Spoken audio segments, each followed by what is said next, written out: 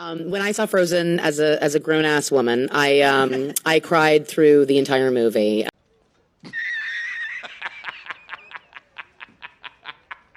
I would love to make something like this that is, for lack of a better term, Disney, meaning it's something that like my parents would have allowed me to see when I was younger as a queer person. Gotcha. But I would have been able to understand as a queer person.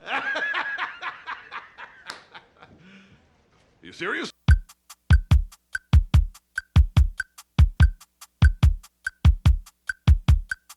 Well, it's that time again, where Disney Star Wars is front and center.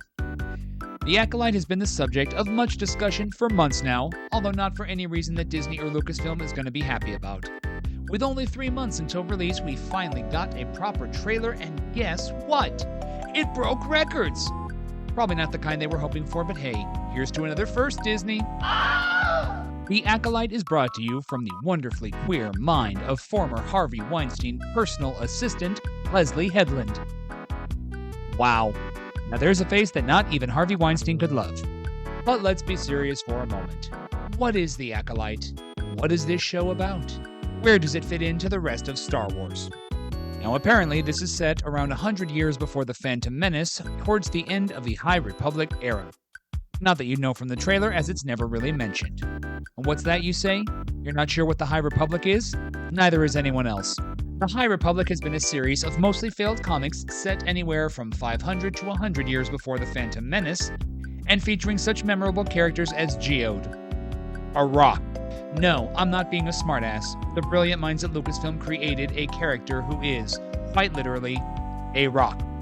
I know what you're thinking. I can't imagine why this has been a failure either. What's different about this era that will surprise fans who maybe haven't discovered the High Republic yet? Maybe they aren't into the books and comics just yet. You know I hate to be the bearer of bad news, but I really don't think it's a yet issue. Stop trying to make the High Republic happen. It's not going to happen. Now I understand that we live in an era of trailers giving everything away and showing us way too much, but the opposite can be just as true. This trailer goes on to tell us very little about the overall story, plot, or any major characters.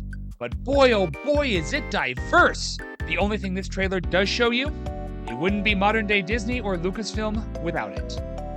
Fun fact!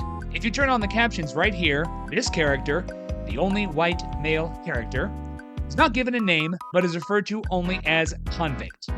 I guess the crime stats are different in a galaxy far, far away. Jokes aside, come on. I can only imagine the smug look of satisfaction on the writer's face when they put this in.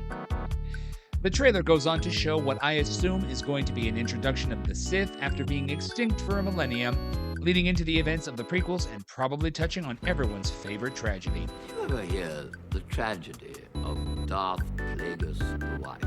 What absolutely kills me about this is that just like everything else Disney has completely butchered, it could be an amazing story. Fans were dying to see Ewan McGregor return as Obi-Wan, but look what they gave us once he did. Seeing how the Jedi became dogmatic and complacent and allowed for the Sith to rise should be a pivotal Star Wars story. Ironic. Do you know what we're gonna get instead? Put a chick in it, make her gay! This is about power and who is allowed to use it. Star Wars in and of itself is not just a vast universe full of many different characters, many different eras, but it is always, always, always about the spiritual journey of what it is to become who you are. It's been incredibly emotional and I have cried many times today. So my character, she's a powerful leader. She's a powerful leader. Yes. In a very woman-centered world, which I was very excited to kind of be that, because I feel like Star Wars is very like patriarchal, so it was kind of cool to have like this sort of woman-centered figure. I mean, I cried. I already said that. Star Wars saved my life. Well, I don't know about all of you, but I'm sold. I can't wait. The Acolyte releases on June 4th on Disney+. Final thoughts? And if you don't like the Acolyte, that's fine. Well, let's see how she feels on June 5th.